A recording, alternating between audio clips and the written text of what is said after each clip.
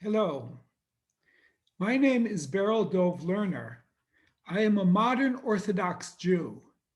While I grew up and was largely educated in the USA, I emigrated to Israel nearly 40 years ago and currently teach philosophy at the Western Galilee College in Akko, which is Acre for strict Anglophones.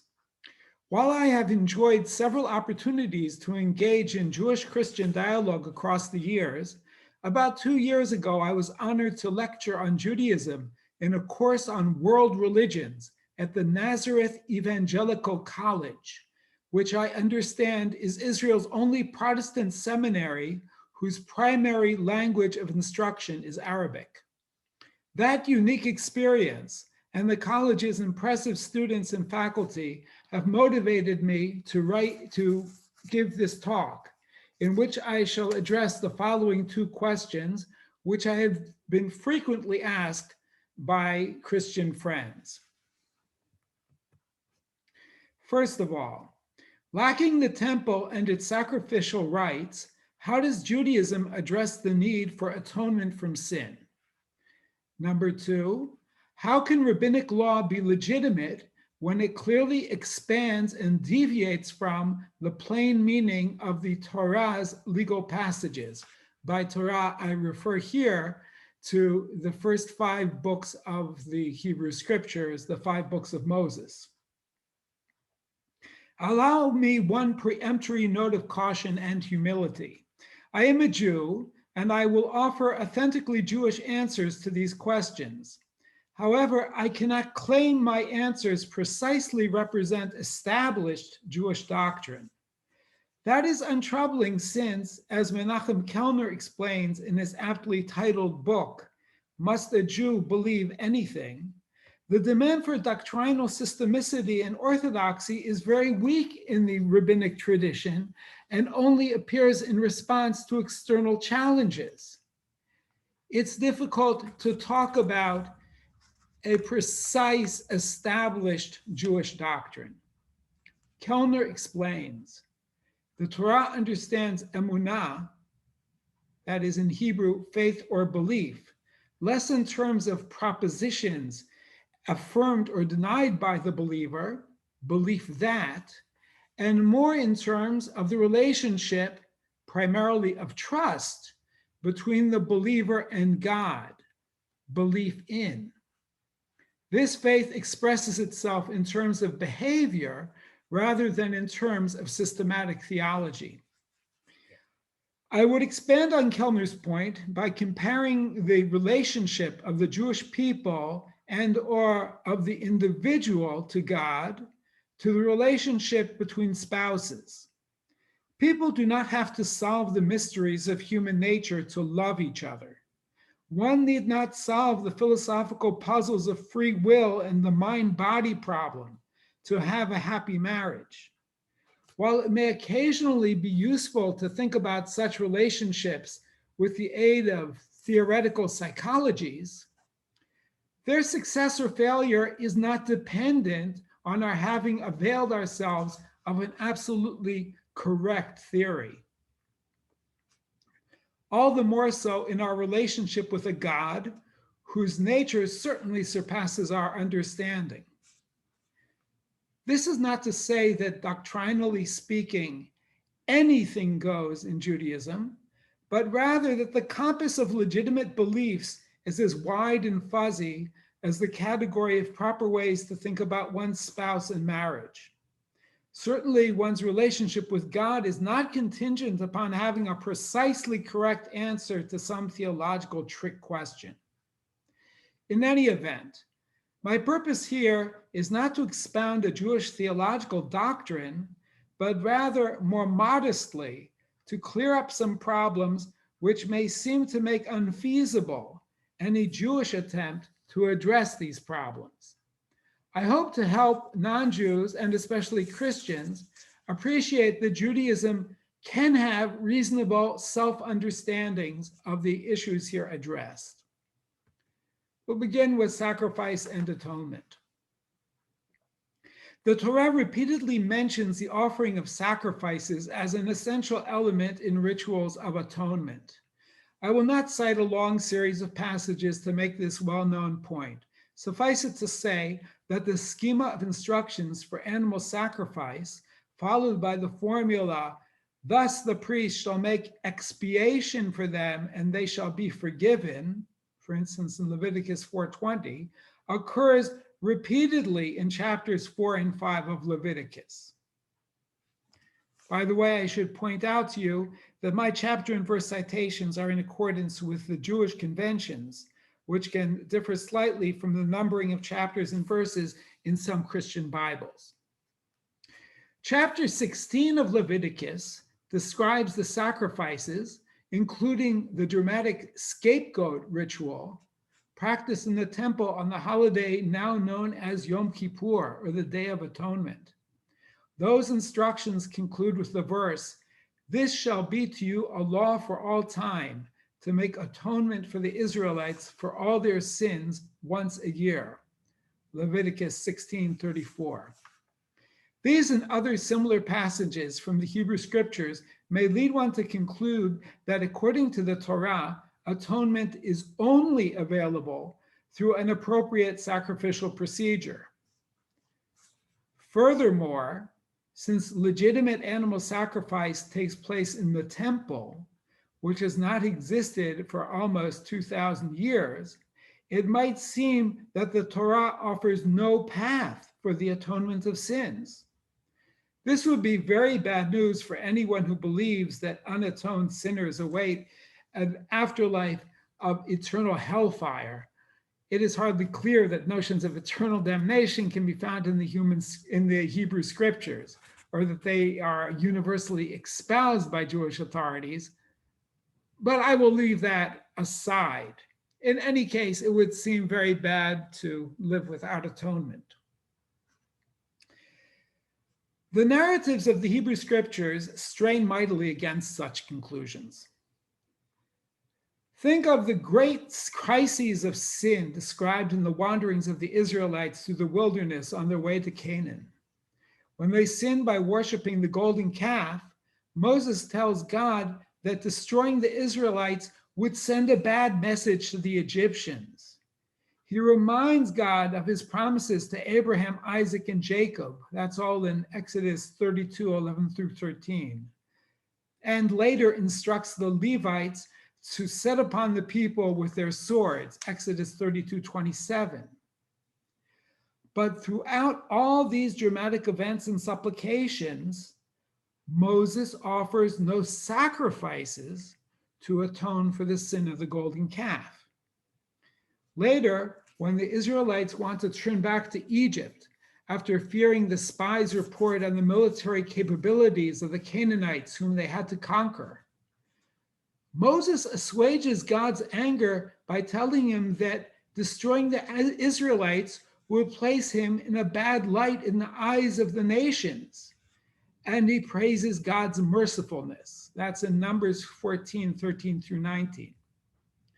Again, there is no mention of sacrifices offered to obtain God's forgiveness.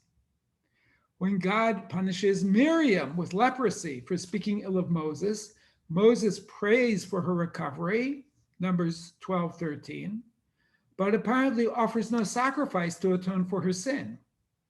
And when Moses himself is told that due to his sin, he will not be allowed to enter Canaan, Numbers 20:12, he apparently offers no sacrifice to achieve atonement for that sin. Lest I overburden the reader with examples, I will complete my partial list with two of the most famous cases of biblical heroes confronting their own sins.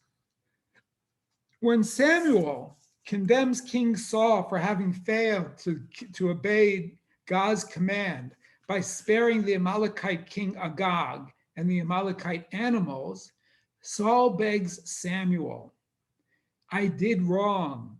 Please honor me in the presence of the elders of my people and in the presence of Israel, and come back with me until I have bowed low to the Lord your God."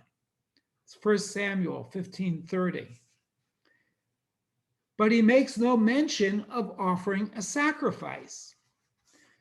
Finally, recall how King David had sex with, or perhaps we should say raped, Bathsheba, and treacherously sent her noble husband Uriah to death in battle. That's in 2 Samuel chapter 10. When the prophet Nathan brought him to recognize his sin and the disasters which would befall his family in their wake, there is no mention of David offering sacrifices of atonement.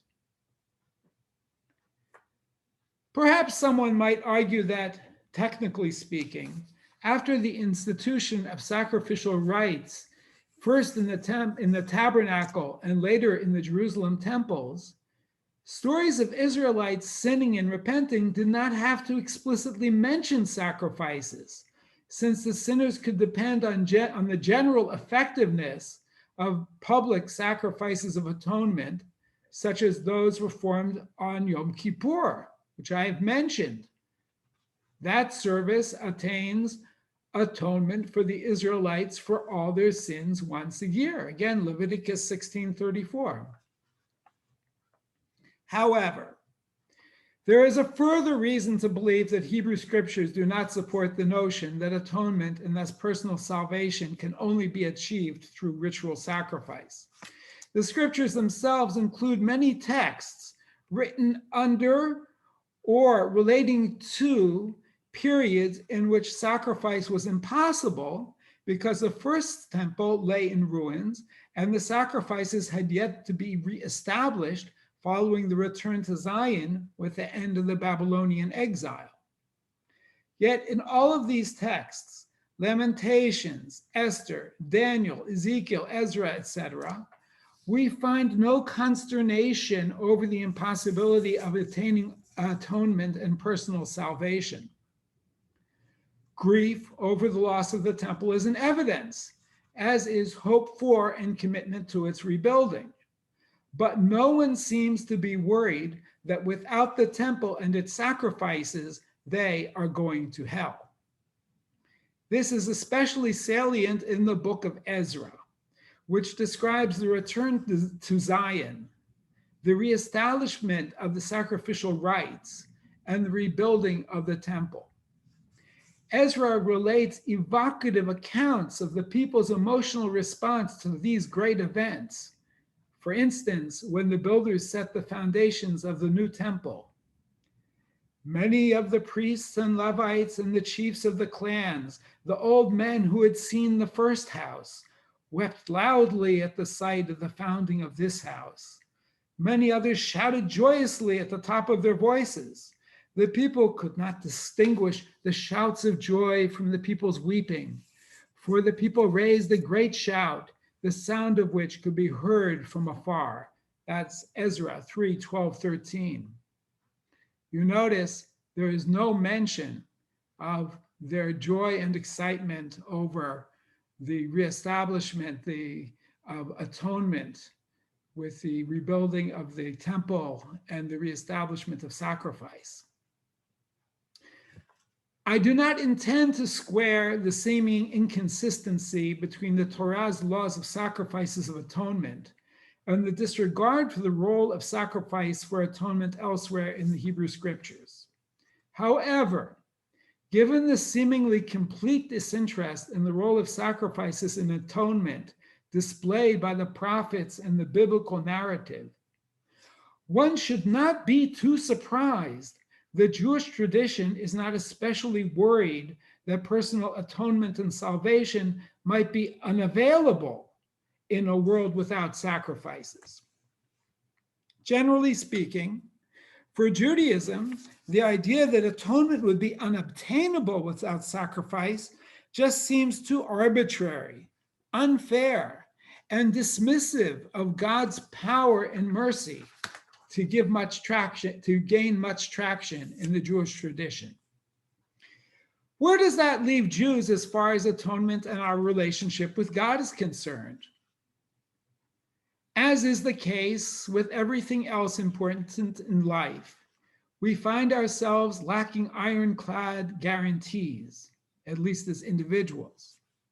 No one is perfect, and things can go better or worse by degrees. We do what we can while remaining aware of both God's role in helping us progress, as well as his merciful understanding of human weakness. God does judge us, but by a standard appropriate to human nature. As the great 1st and 2nd century Rabbi Tarfon famously said, "It is not for you to complete the work, but neither are you a free person to abstain from it." That is in the Mishnah Avot 2:16. Our spiritual and moral condition vacillates across the years of our lives. Different situations, stages in life, and historical circumstances elicit different attitudes. These are well expressed by the psalmist, who sings from the confident proclamation, "The Lord rewarded me according to my merit. He requited the cleanness of my hands, for I have kept to the ways of the Lord and have not been guilty before the Lord. For I am mindful of all his rules. I have not disregarded his laws. I have been blameless toward him and have guarded myself against sinning. And the Lord has requited me according to my merit, the cleanness of my hands in his sight." That's Psalm 18, 21, 25. From this, we move to the distressful cry for mercy. "Out of the depths I call you, Lord, O Lord. Listen to my cry. Let your ears be attentive to my plea for mercy.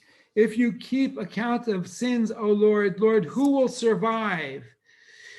Yours is the power to forgive."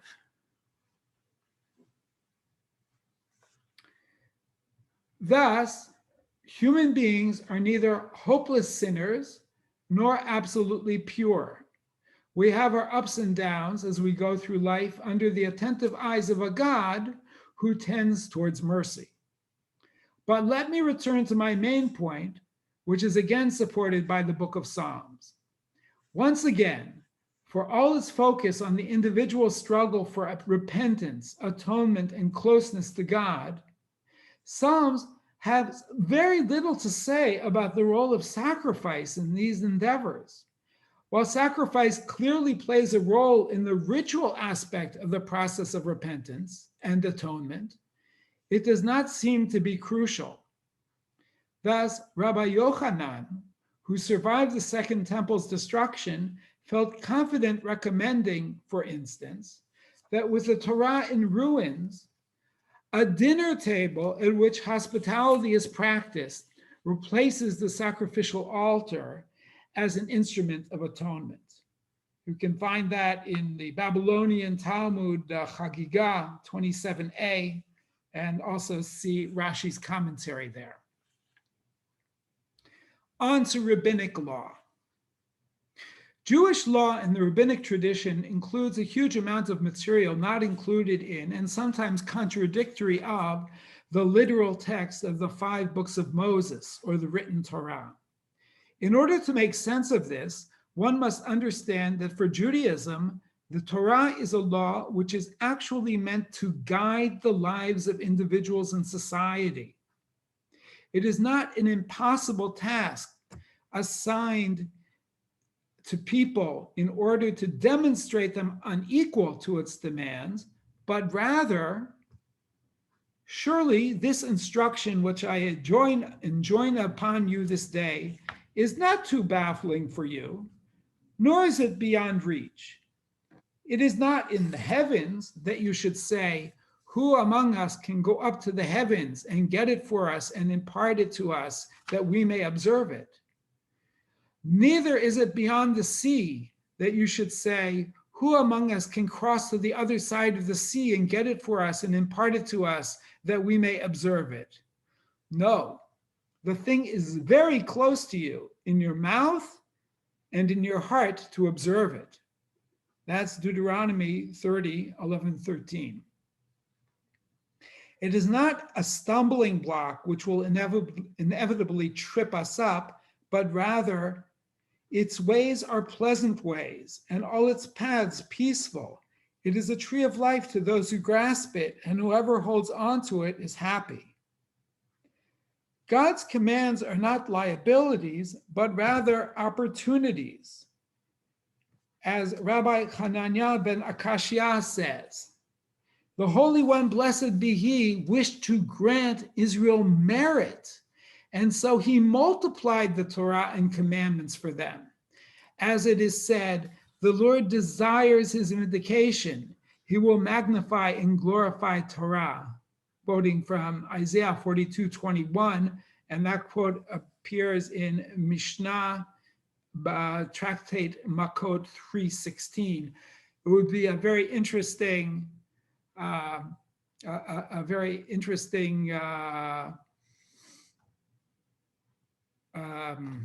targil. How do you say this in English? Excuse me. It would be a very interesting problem to check how his translation compares to the usual translation of Isaiah. An interesting exercise, excuse me. The Torah does not make impossible demands. Rather, it orders life in an intelligent manner whose wisdom can be universally appreciated. Here I quote from Deuteronomy. See, I have imparted to you laws and rules as the Lord my God has commanded me, for you to abide by in the land that you are about to enter and occupy. Observe them faithfully, for that will be proof of your wisdom and discernment to other peoples, who on hearing of all these laws will say, surely that great nation is a wise and discerning people. For what great nation is there that has a God so close at hand as is the Lord our God whenever we call upon Him? Or what great nation has laws and rules as perfect as all of this teaching or Torah that I set before you this day? That's Deuteronomy 4:5-8. Here, once again, we view the written Torah as speaking of a law which people are actually going to observe. But now an obvious problem arises. The text of the 5 books of Moses simply does not offer enough practical detail for us to know how to fulfill its commandments. Just to give one example, in the 10 Commandments we read, remember the Sabbath day and keep it holy. 6 days you shall labor and do all your work, but the 7th day is the Sabbath of the Lord your God, and you shall not do any work. That's Exodus 20:8-10. Anyone who seriously intends to observe the Sabbath law must ask themselves, what constitutes work?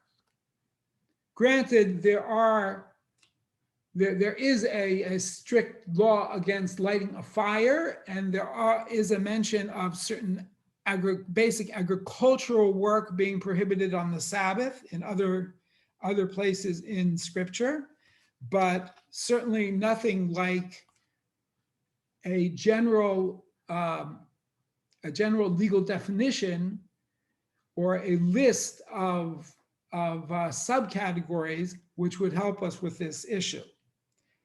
As my father of blessed memory used to say, anyone who is troubled by the idea that the answer to the question, what constitutes work, might generate a rather long and complicated answer, such a person should ask a contemporary attorney at law what precisely is included in the category of taxable income. If people actually observe the Sabbath, they must have had more information. Perhaps some of it was available through a living knowledge of the language and culture of the time, which afforded the ancients a more nuanced understanding of the term melacha, more than can be gained from its modern English translation, work. In any event, there must have been living practical knowledge, not included in Scripture, of how the commandments were to be observed. Jewish tradition assumes that this additional unwritten information was also somehow received through revelation, and it constitutes the core of the oral Torah, which was not written down, but rather passed down orally. from generation to generation. The laws of the written Torah relate directly to a life in a rather simple society whose members are largely engaged in subsistence agriculture. These laws have essentially nothing to say about the social and economic institutions of urban life and international trade, which developed in later antiquity. They offer no direct guidance for life under exile or foreign occupation. However, a living system of law must be interpreted and extrapolated for application to novel circumstances. And the written Torah explicitly grants the authority to undertake the work of interpretation and extrapolation to the judges of each generation. Here I quote from Deuteronomy: "If a case is too baffling for you to decide, be it a controversy over homicide, civil law, or assault, matters of dispute in your courts, you shall promptly repair to the place that the Lord your God will have chosen, and appear before the Levitical priests or the magistrate in charge at the time, and present your problem. When they have announced to you the verdict in the case, you shall carry out the verdict that is announced to you from that place that the Lord chose, observing scrupulously all their instructions to you. You shall act in accordance with the instructions given to you and the ruling handed down to you. You must not deviate from the verdict they have that they announce to you, either to the right or to the left." Deuteronomy 17, 1-8. While the exigencies of exile and foreign occupation did not always allow for a supreme body of scholars to develop the law in the place that the Lord your God will have chosen, generations of rabbis continue to this day to interpret and reinterpret Jewish law to deal with new conditions. However, Jewish law is not only studied and developed for the sake of immediate application. In Psalms 119:97 we read, "Oh, how I love your Torah. It is my study all day long." Study of the law for its own sake is a major religious practice. Development of the law is a major cultural and religious project of the Jewish people, and the chidush, or novel point of interpretation, is quarry hunted by scholars. The Midrashic collection, Eliyahu Zuta, which is apparently comes to us from the 9th century, compares God giving the Torah to the Israelites to a king who gives quantities of wheat and flax to two beloved servants. The clever servant processed the flax and eventually made a tablecloth out of it, and similarly made a fine loaf of bread from the flour. The other servant kept the king's gifts untouched. When the king returned and asked to see his gifts, the clever servant showed him the loaf resting on a table covered with the cloth. The other brought forth a basket containing the unworked raw materials as he had received them. The parable concludes, "What a shame! What a disgrace! Need it be asked which of the two servants was the more beloved? He, of course, who laid out the table with the loaf baked of fine flour upon it." Similarly, the rabbis thought it was disrespectful and wasteful to leave God's law in its raw and impracticable condition. The psalmist gives voice to the exuberance of discovering ever new meanings and applications of Torah.